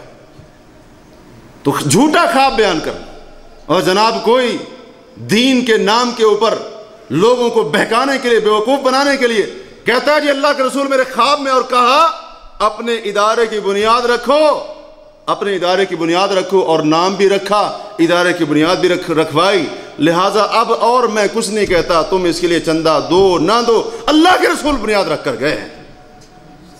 اسی طرح ایک اور اس سے بڑا جھوٹ بولا جی مجھے خواب کے اندر امام مہدی کی زیارت ہوئی اور میں جا کر ان سے ملا، انہوں نے کہا کہ مبارک ہو، میں آپ کو بھی آپ کی تمام پیروکاروں کو اپنے لشکر کے اندر شامل کرتا ہوں۔ اور یہ خواب بیان کرنے کے بعد جناب بڑے جوش کے اندر آ کر کھڑے ہو جاتے ہیں کرسی سے، کہتے ہیں اب جس کو ماننا ہے مانے، جس کو نہیں ماننا نہ مانے، تمہیں مبارک ہو، تم قبول کر لیے گئے۔ جھوٹا خواب بیان کرتے نبی علیہ الصلوۃ والسلام نے فرمایا، صحیح بخاری کی حدیث ہے، جو بندہ جھوٹا خواب بیان کرتا ہے قیامت کے دن اللہ اس کو حکم دے گا جو کہ دو دانوں کے درمیان گرا لگا وَلَن يَفْعَلْ، اور نہیں لگا سکے گا۔ صحیح بخاری کی حدیث ہے، نبی علیہ الصلوۃ والسلام فرماتے ان من افر الفرا، سب سے بڑا جھوٹ یہ ہے ان یری الرجل عینہ ما لم ترى، کہ آدمی اپنی آنکھ کو وہ دکھائے جو آنکھ نے دیکھا نہیں ہے، یعنی جھوٹا خواب بیان کر دے۔ اور بعض لوگ ہوتے ہیں جی ایسے ایسے خواب بیان کریں گے کہ اگلا بندہ حیران ہو جاتا ہے کہ اس کو خواب آ کیسے جاتے ہیں، حالانکہ وہ جھوٹ بول رہا ہوتا ہے۔ تو جھوٹے خواب بیان کرنا یہ کوئی معمولی بات نہیں ہے، اللہ کے رسول نے فرمایا بدترین جھوٹ یہ ہے، سب سے بڑا جھوٹ یہ ہے، کیونکہ جو جھوٹا خواب بیان کر رہا ہے وہ صرف جھوٹا خواب نہیں بیان کر رہا، وہ کس کے اوپر جھوٹ بول رہا ہے؟ اللہ کے اوپر جھوٹ بول رہا ہے، کیونکہ نیند کے اندر خواب کا آ جانا وہ کسی بندے کے بس کی بات تھوڑی ہے، یا اپنی مرضی ہوتی ہے، جو خواب مرضی چاہے دیکھ لو، مرضی تو نہیں ہوتی نا بندے کی، تو وہ اللہ کے اوپر جھوٹ بولا، اس لیے اللہ کے رسول نے فرمایا یہ بدترین جھوٹ ہے۔ اسی طرح ایک اور قسم جھوٹ بولنے کی جو بڑی معروف ہے، اور خاص طور پر کاروبار کرنے والے حضرات وہ محسوس نہیں کریں گے میری بات کو، لیکن یہ بات کیونکہ عام ہے اور اصلاح کے لیے بتانا ضروری ہے، وہ ہے لین دین کے اندر اور تجارت کے اندر، کاروبار کے اندر جھوٹ بولنا بڑا عام ہے۔ اور جیسا کہ شروع میں عرض کیا میں نے، لوگ اس کو فن جانتے ہیں، فن، اور جب سمجھانے کی کوشش کرو مولوی صاحب آپ مسجد میں جائیں، آپ کا کام ہے مدرسے میں بچوں کو پڑھانا اور ان کی کلاس کو پڑھانا، گاہک کو کیسے مطمئن کرنا ہے یہ میں جانتا ہوں، آپ کو کیا پتہ، کہتے ہیں نا ایسے جھوٹ بولیں۔ ایک بندہ رمضان کا پہلا یا دوسرا روزہ تھا، یہ تقریباً کچھ 4-5 سال پہلے کی بات ہے، رمضان کا پہلا یا دوسرا روزہ تھا اور وہ سنار تھا، اس کی دکان پر جا کر بیٹھے ہوئے تھے ہم، دوسرا روزہ تھا، تو وہ کہتا ہے جی کل تو بڑا بچا ہوں جھوٹ سے لیکن آج بولنا پڑے گا۔ ہم نے کہا کیوں، خیر ہے؟ کہتا وہ سامنے جو عورت آ رہی ہے نا، اس نے جو سامان دیا تھا ابھی تک تیار نہیں ہو، تو اب جھوٹ تو بولنا پڑے گا، کل بچا بڑا بچایا اپنے آپ کو، لیکن آج، یعنی یہ تو ہماری حالت ہے، ہم نے یہ سمجھ لیا ہے کہ جھوٹ نہیں بولیں گے گاہک نہیں آئے گا، اور گاہک نہیں آئے گا تو دکان نہیں چلے گی، گویا کہ رزق کا مالک ہم نے گاہک کو سمجھ لیا ہے۔ جھوٹ بولتے رہو کوئی بات، اس لیے تو ہم اپنے ملک میں جائیں اور وہاں پر بازاروں کا رخ کریں، آپ کو سچ نام کی کوئی چیز نظر نہیں آئے، جھوٹ ہی جھوٹ چل رہا ہے، جھوٹ ہی جھوٹ چل رہا ہے۔ اور جب دیکھ لیا نا داڑھی والے کو اور کسی دیندار بندے کو، جی بس آپ کے لیے اتنا ہے، فلاں کو اتنے میں دیتا ہوں، اور اللہ جانتا ہے وہ جھوٹ بول رہا ہوتا ہے، اور بعض دفعہ اس سے 5-10 زیادہ ہی لے لے گا، لیکن یہ احسان لگا دے گا جی آپ کے لیے اتنا ہے، آپ جی مولانا صاحب ہیں، آپ فلاں ہیں فلاں ہیں۔ کیوں ہم جھوٹ بول کر اللہ کی لعنت اور اس کے غضب کو دعوت دے رہے ہیں؟ نبی علیہ الصلوۃ والسلام نے فرمایا کہ آپس میں معاملہ کرنے والے، خرید و فروخت کرنے والے جب تک ایک دوسرے سے جدا نہ ہوں ان کو اختیار ہوتا ہے، ان کو اختیار ہوتا ہے۔ پھر آپ نے فرمایا اگر یہ دونوں سچ بولتے ہیں اور بات کو واضح کرتے ہیں، بات کو واضح کرتے ہیں، بورک لہما فی بیعہما، اللہ ان کے سودے میں، ان کے معاملے میں برکت ڈال دیتا ہے۔ آج پیسے تو بڑے آتے ہیں، جھوٹ بول کر گاہک کو بڑا پھانس لیتے ہیں، لیکن برکت نہیں آتی۔ وہ جو رونا ہے نا مسائل کا وہ پھر بھی جب برکت ہی نہیں ہے تو پھر اللہ کے رسول فرماتے ہیں سچ بولتے ہیں، معاملہ واضح کرتے ہیں تو اللہ ان کی خرید و فروخت کے اندر برکت ڈال دیتا ہے۔ وَإِن كَذَبَ وَكَتَمَ، اگر یہ دونوں جھوٹ بولتے ہیں یا ان میں سے کوئی ایک جھوٹ بولتا ہے، معاملہ کرنے والا یہ جس کے ساتھ کیا جا رہا ہے، یا ان میں سے کوئی ایک یا دونوں معاملے کو چھپاتے ہیں، مُحِقَتْ بَرَكَتُ بَيْعِهِمَا، اللہ ان کے لین دین، کاروبار اور تجارت کی برکت کو ختم کر دیتا ہے جھوٹ بولنے کی وجہ سے اور معاملے کو چھپانے کی وجہ سے۔ اگر عیب ہے چیز کے اندر تو دینے والا نہیں بتائے گا، اور اگر کوئی نوٹ آ گیا ایسے کوئی گڑبڑ تو وہ بیچ میں رکھ کے دے دے گا، بتائے گا تو نہیں، تو کہاں سے برکت آئے گی؟ یہ دونوں طرف سے ہوتا ہے نا، کسی ایک طرف سے نہیں، یہ دونوں طرف سے ہوتا ہے۔ اگر دکان والا گاہک کو داؤ لگاتا ہے تو وہ بھی نہیں چھوڑتا جب اس کا بس چلتا ہے تو بہرحال یہ چیز بھی عام ہے۔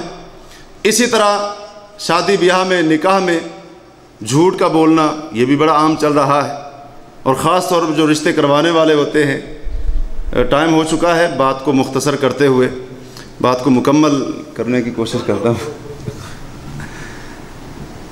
کیونکہ شروع میں وہ عقیدے کی باتیں آ گئیں تو ان کے اوپر تو کچھ بتانا ضروری تھا، ورنہ اور بھی بہت ساری صورتیں ہیں جھوٹ بولنے کی۔ تو شادی بیاہ میں بڑا جھوٹ چلتا ہے آج کل، خاص طور پر جو رشتے کروانے والے ہوتے ہیں نا، یہ تو بڑا جھوٹ بولتے ہیں، حتیٰ کہ بعض دفعہ لڑکی کوئی اور دکھا کر کوئی اور بٹھا دی جاتی ہے۔ ہوتا ہے نا، ایسے کئی بار ہوتا ہے، تو یہ دھوکہ نہیں ہوگا، جھوٹ نہیں ہوگا۔ اب انصاف سے بتائیے، جب ایک شادی اور نکاح کی بنیادی جھوٹ کے اوپر ہے، اس خامند اور بیوی کے درمیان دوسرے دن جھگڑا نہیں ہوگا تو اور کیا ہوگا؟ اتفاق ہوگا؟ جھوٹ چلتا ہے۔ لڑکا اگر پڑھا ہوا نہیں ہے جی، بڑی اس کی ڈگریاں بتائیں، بالکل نکما ہے جی، اس کی بڑی اچھی نوکری ہے، اچھے خاصے پیسے کماتا ہے۔ اسی طرح اس کے اندر اگر کوئی عیب ہے وہ چھپا دیا گیا جھوٹ بول کر، لڑکی کے اندر کوئی عیب ہے وہ چھپا دیا گیا۔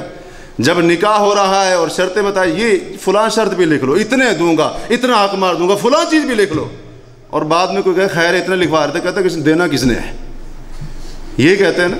اب جس نکاح اور شادی کی بنیادی جھوٹ کے اوپر ہے، اس میں برکت کہاں سے آئے گی؟ اسی طرح جھوٹ کی ایک اور قسم، جھوٹی قسم اٹھانا۔ جھوٹی قسم اٹھانا یہ تو بالکل عام ہے، خاص طور پر لین دین کرنے والے حضرات یا اسی طرح سے دیگر معاملات کرنے والے حضرات بھی اس کے اندر عام طور پر ملوث ہوتے ہیں، جھوٹی قسم اٹھا دیتے ہیں، حالانکہ یقین ہوتا ہے کہ میں جھوٹا ہوں، اس کے باوجود بھی جھوٹی قسم اٹھا دیتے ہیں۔ صرف ایک حدیث یاد رکھیے گا، نبی علیہ الصلوۃ والسلام نے ایک اعرابی کو دیکھا کہ جو اپنا سودا بازار کے اندر، منڈی کے اندر بیچ رہا تھا، تو اس نے سودا بیچتے ہوئے قسم اٹھا دی۔ یا ایک روایت میں آتا ہے، ایک صحابی نے آ کر بتایا اللہ کے رسول کو کہ اللہ کے رسول، ایک اعرابی سے میں نے ایک چیز لینی چاہیے، خریدنی چاہیے، اس نے کہا میں نہیں دوں گا آپ کو۔ میں نے کہا دے دو، اس نے کہا اللہ کی قسم نہیں دوں گا، اور بعد میں اس نے وہی چیز دے دی مجھے۔ تو نبی علیہ الصلوۃ والسلام کو جب یہ بات پتہ چلی تو آپ نے فرمایا باع آخرتہ بدنیاہ، اس اعرابی نے یہ جھوٹی قسم اٹھا کر اپنی دنیا کے بدلے میں آخرت کو بیچ ڈالا ہے، آخرت کا سستی اناس کر دیا ہے، آخرت کا نقصان کر دیا ہے۔ اسی طرح جھوٹی گواہی، یہ بھی تو عام ہے نا۔ لڑکا لڑکی بھاگ کر جائیں تو ان کو مشکل پیش نہیں آتی، کرائے کا ملا بھی دستیاب ہے، کرائے کے گواہ بھی دستیاب ہیں، جدھر بھی آپ چلے جائیں۔ گواہی کس چیز کے اوپر لینی؟ جھوٹی گواہی، چند ٹرکوں کے عوض لوگ گواہیاں بیچ رہے ہیں۔ اور اسی طرح سے ایسی چیز کا اظہار کرنا جو بندے کے پاس نہ ہو، مثلا بندہ پڑھا ہوا نہیں، جی میرے پاس فلاں ڈگری ہے، اور اسی طرح سے اس کے پاس ایک چیز نہیں ہے، اس کا اظہار کر دینا، اس کا اظہار کر دینا۔ سے مسلم میں ایک عورت آئی، حضرت اسماء بیان کرتی ہیں کہ ایک عورت آئی اور اس نے کہا اللہ کے رسول میری ایک سوکن ہے۔ سوکن جانتے ہیں نا، یعنی اس کے خامند کی جو دوسری بیوی ہے وہ ہے، تو کیا میرے اوپر کوئی گناہ ہوگا اگر میں اپنی سوکن کو دکھانے کے لیے ایسی چیز کا اظہار کروں جو میرا خامند مجھے دیتا نہیں ہے؟ کیا گناہ ہوگا؟ تو اللہ کے رسول نے فرمایا المتشبع بما لم یعطى کلابس ثوب ذور، جو ایسی چیز کا اظہار کرے جو اس کو دی نہیں گئی، وہ اس بندے کی طرح ہے جو جھوٹ موٹ کے دو کپڑے پہنے ہوئے ہو۔ اور اس حدیث کی تشریح کرنے والوں نے یہ کہا ہے کہ جھوٹ موٹ کے دو کپڑے یعنی ایسا کپڑا پہننا کہ جس کو اس انداز سے سیا گیا ہو کہ اس کی آستین تو ایک ہو لیکن لگے ایسے کہ اس نے دو آستین والا پہنا ہوا ہے، اس کے اور معنی بھی کیے گئے کہ اس نے دو جھوٹ بولے ہیں، ایک تو یہ اس کے پاس کوئی چیز ہے نہیں اس کا اظہار کیا، اور دوسرا دینے والے کے اوپر اس نے جھوٹ بولا ہے۔ لہٰذا خیال کرنا چاہیے ہمیں۔ اور اسی ضمن میں بعض علماء نے کہا ہے کہ وہ بندہ بھی آتا ہے جو اپنے لیے بڑے بڑے القاب کو پسند کرتا ہے، بلبل قرآن، علامہ، شیخ القرآن اور فلاں فلاں، اور اس کے اندر وہ اہلیت نہیں ہوتی، وہ بھی اسی کے اندر آتا ہے، وہ بھی اسی کے اندر آتا ہے۔ تو بہرحال باتیں بہت ساری تھیں اس کے بارے میں۔ آخری بات کرتے ہوئے بات کو ختم کرتا ہوں۔ وہ جھوٹ کی ایک اور صورت جو ہمارے معاشرے میں بڑی عام ہے، خاص طور پر مائیں اس جھوٹ کو بڑا اختیار کرتی ہیں، وہ ہے بچے کے ساتھ جھوٹ بولنا۔ حضرت عبداللہ بن عامر کہتے ہیں کہ رسول اللہ صلی اللہ علیہ وسلم ہمارے گھر کے اندر موجود تھے، تو میری والدہ نے مجھے بلایا اور کہا کہ آؤ آپ کو کوئی چیز دیتی ہوں۔ تو نبی صلی اللہ علیہ وسلم نے پوچھا میری والدہ سے، آپ اس کو کیا دینا چاہتی ہیں؟ تو میری والدہ نے کہا میں اپنے بیٹے کو کھجور دینا چاہتی ہوں۔ آپ نے فرمایا اما انکی لو لم تعطیہ کتبت علیک کذبہ، اگر تو اپنے بچے کو بلا کر کھجور نہ دیتی ایک جھوٹ تیرے اوپر لکھ دیا جاتا۔ تو خیال کرنا چاہیے بچے کو صرف بہلانے کے لیے، اور اسی طرح سے کھیل کود میں وہ نہیں لگ رہا تو اس طرح سے اس کو بہلانے پھسلانے کے لیے جھوٹ کا سہارا لینا یہ جائز نہیں ہوگا، اور اس حالت میں بھی جھوٹ لکھا جائے گا۔ اور اسی طرح سے بچہ اسکول نہیں جا رہا، بیٹا اسکول چلے جاؤ فلاں چیز لے کر دوں گا، بعد میں پتہ ہی نہیں، یہ بھی جھوٹ ہو جائے گا نا، یہ بھی تو جھوٹ ہو جائے گا۔ تو بچے کے ساتھ جھوٹ بولنا، یہ چند صورتیں تھیں جھوٹ کی۔ یہ ساری باتیں بیان کرنے کا مقصد یہ تھا کہ جھوٹ، جیسا کہ شروع میں عرض کیا ہے آپ سے کہ جھوٹ اتنا زیادہ عام ہو چکا ہے، بلکہ اب تو یہود و نصارہ کی دیکھا دیکھی مسلمان باقاعدہ پورا ایک دن مناتے ہیں، پورا ایک دن مناتے ہیں جس کے اندر صبح سے لے کر شام تک جھوٹ بولتے ہیں، اس حرام کا ارتکاب کرتے ہیں، کبیرہ گناہ کرتے ہیں۔ میری مراد 1 اپریل کو اپریل فول منانا ہے۔ یہود و نصارہ نے یہ رسم بد شروع کی تھی، اور مسلمان خاص طور پر نوجوان طبقہ اس کے اندر ایسا ملوث ہوا، جھوٹ بول کر لوگوں کو بے وقوف بنانا۔ اس کا معنی یہ ہوتا ہے اپریل فول، یعنی پہلی اپریل کو لوگوں کو بے وقوف بنانا۔ تو اس دن جھوٹ وہ بولے جو حقیقت میں بے وقوف ہے۔ ہمیں کیا ضرورت پڑی ہے، ہمیں کیا ضرورت پڑی ہے کبیرہ گناہ کرنے کی، حرام کام کرنے کی؟ اور فون کے اوپر کسی دوست کے گھر والوں کو اطلاع دے دیجیے اس کا حادثہ ہو گیا، حالت بڑی سیریس ہے، فلاں اسپتال میں پہنچ جائے، وہ وہاں پر جاتے ہیں حیران و پریشان روتے پیٹتے ہوئے، وہاں پر جاتے ہیں تو ہے ہی کچھ نہیں، بعد میں پتہ چلتا ہے جی آج اپریل فول تھا، آپ کو پتہ نہیں تھا۔ عجیب بات ہے، کسی کی موت کی خبر دے دی۔ اب ایسے بندے کے ماں باپ کے اوپر کیا گزرے گا؟ بعد میں بڑا عجیب سا چہرہ لے کر یہ مسکرا رہے ہوتے ہیں، جی آج آپ کو پتہ نہیں اپریل فول تھا، ہم تو مذاق کر رہے تھے۔ اور اسی طرح سے یہ جناب صبح اپنی بیوی کو کہتا ہے تجھے طلاق، وہ بیچاری سارا دن روتی رہی، شام کو آتا ہے کیا ہوا، کہتا ہے صبح طلاق نہیں، کہتی ہے صبح طلاق نہیں تھی، کہتا ہے اپریل فول تھا، میں نے تو ایسے ہی کہہ دیا تھا۔ اور جو شخص مذاق میں جھوٹ بولتا ہے، حدیث آپ نے کئی بار سنی ہے ترمذی کہ اللہ کے رسول نے 3 بار فرمایا ہے اس کے لیے بربادی ہے، بربادی ہے، بربادی ہے اس کے لیے۔ اور مسند احمد میں تو یہاں تک ہے آپ نے فرمایا ایک بندہ اپنی زبان سے ایک لفظ صرف نکالتا ہے اپنے پاس بیٹھنے والوں کو ہنسانے کے لیے، اس ایک لفظ کے نکالنے کی وجہ سے سریا جو ستارہ ہے اس سے بھی زیادہ اس کی جو مسافت یہاں سے بنتی ہے سریا ستارے کی، اور کہا جاتا ہے کہ اس زمین سے سب سے زیادہ دور یہی ستارہ ہے، سریا ستارے کی مسافت سے زیادہ جہنم کی گہرائی میں جا گرتا ہے۔ صرف ایک بات کرتا ہے، مقصد کیا ہوتا ہے؟ اپنے ساتھیوں کو ہنسانا اور ان کو خوش کرنا۔ تو اس لیے یہ نہ ہو کہ ہم لوگوں کے رسم و رواج اختیار کرتے کرتے اور اس طرح سے لوگوں کو خوش کرتے کرتے ان کو ہنساتے ہنساتے خود جہنم کی گہرائیوں میں نہ گر جائیں۔ اللہ تعالیٰ سے دعا ہے کہ اللہ وحدہ لا شریک ہمیں جھوٹ سے بچائے اور سچ کا پابند بنائے، اور جو سچے لوگ ہیں ان کا ساتھ دینے کی توفیق دے۔ سبحانک اللہم و بحمدک، اشہد ان لا الہ الا انت، استغفرک و اتوب الیک۔ السلام علیکم ورحمۃ اللہ وبرکاتہ۔ السلام علیکم ورحمۃ اللہ وبرکاتہ۔ یہ تھے فضیلت الشیخ محمد طارق حفظہ اللہ تعالی، جھوٹ، اس کی اقسام اور اس کی سنگینی کے حوالے سے گفتگو فرما رہے تھے۔ اور یہ ایک حقیقت ہے کہ آج یہ مرض ہمارے مسلم معاشرے میں اتنا زیادہ ہے کہ اہل علم اور جو علماء کرام اپنے آپ کو مشائخ، فضیلت الشیخ اور نہ جانے کیا کچھ کہلوانے والے، ان کے اندر بھی یہ کوتاہیاں اور یہ غلطیاں موجود ہیں۔ بھائیو، یہ عمل اتنا زیادہ ہو چکا ہے کہ آج گھر گھر میں خواتین، بچے، بڑے بوڑھے، کاروباری، دکاندار، ملازم، مالک، ہر بندہ جو ہے تقریباً الا ماشاء اللہ اس مرض میں مبتلا ہے۔ تو اللہ تعالیٰ سے دعا ہے کہ اللہ تعالیٰ ہمیں اس مرض سے محفوظ رکھے۔ آج ہم نے یہ گفتگو سنی ہے تو اللہ سے ہم دعا کرتے ہیں کہ اللہ تعالیٰ ہمیں عمل کرنے کی توفیق عطا فرمائے، ہماری زبانیں جھوٹ سے پاک رہیں۔ ہم نے یہ سمجھ رکھا ہے کہ جھوٹ نہیں بولیں گے تو کام نہیں چلے گا، جھوٹ نہیں بولیں گے دکان نہیں چلے گی، جھوٹ نہیں بولیں گے تو بزنس نہیں چلے گا، جھوٹ نہیں بولیں گے تو ہم سروائیو نہیں کر سکتے۔ یہ ایک اور جھوٹ ہے، جھوٹ کے اوپر جھوٹ ہے۔ یعنی کیا اللہ تعالیٰ نے سچ کے اندر کوئی خیر نہیں رکھی؟ اللہ تعالیٰ نے سچ میں برکت نہیں رکھی؟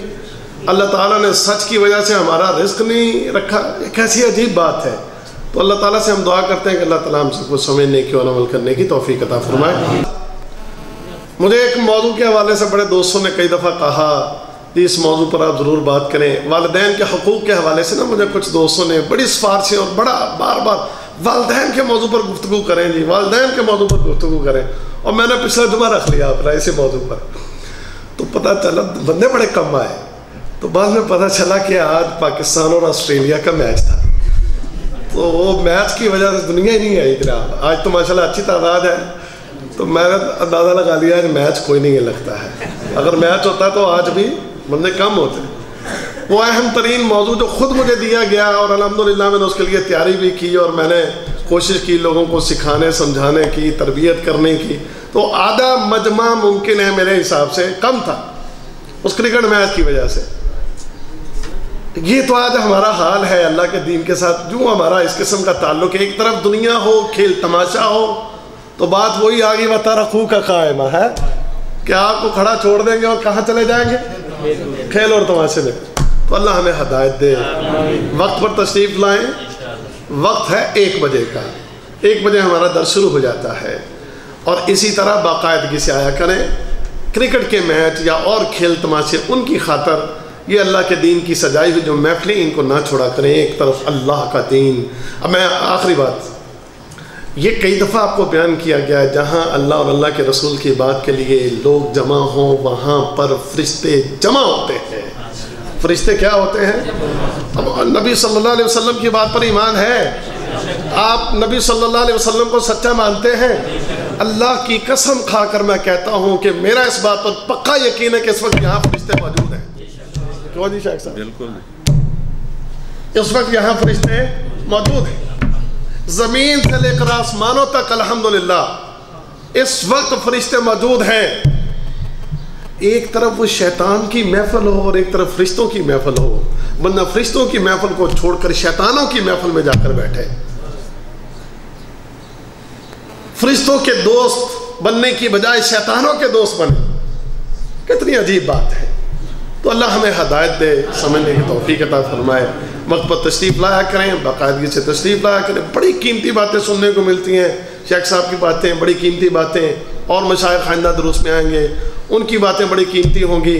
ان باتوں کو سننے کے لیے آئیں، جڑیں، سیکھیں، تاکہ ہماری تربیت ہو، اور وہ جو معاشرہ بگڑتا جا رہا ہے اس بگڑتے ہوئے معاشرے کا ہم حصہ نہ بنے۔ اللہ ہمیں اپنی حفاظت میں رکھے۔ پچھلے جو دروس ہیں ان کی CDs غالباً تیار ہیں جی، پچھلے سارے پروگرام جو ہوئے ہیں ان کی CDs آپ لے سکتے ہیں۔ آج کے پروگرام کی CD آئندہ جمعہ آپ کو مل جائے گی انشاءاللہ۔ اللہ تعالیٰ ہم سب کو سمجھنے کی اور عمل کرنے کی توفیق عطا فرمائے۔ وآخر دعوانا ان الحمدللہ رب العالمین۔ سبحانک اللہم و بحمدک، اشہد ان لا الہ الا انت، استغفرک و اتوب الیک۔